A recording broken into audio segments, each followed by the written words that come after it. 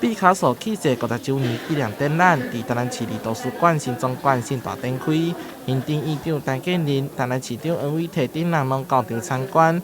本次展览的作品全部拢是张惠华教授的个人收藏，总共高达90件。这是一个收藏分享展，我喜欢收，但是我不赞成藏，因为艺术是属于大家的。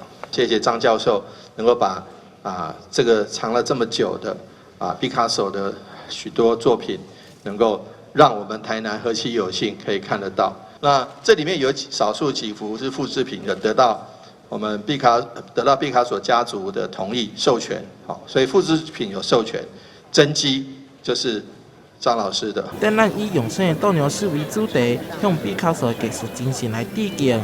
展区分为1楼以及6楼，6楼分为4大主题来介绍毕卡索无同时期的创作。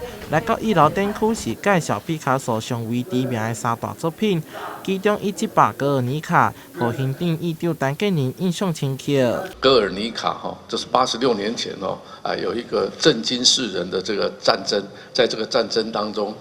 皮卡索怎么样去就战争的这个感受来画出一幅画？我们仿佛可以在画中看到那个惊叫的声音、啼哭的声音，而且我们会感到悲哀。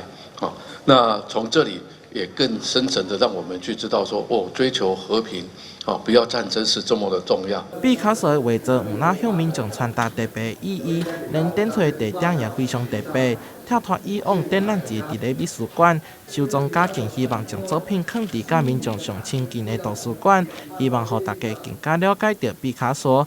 展览为今日开始展出到5月14号，欢迎有兴趣的朋友把握着机会前往参观。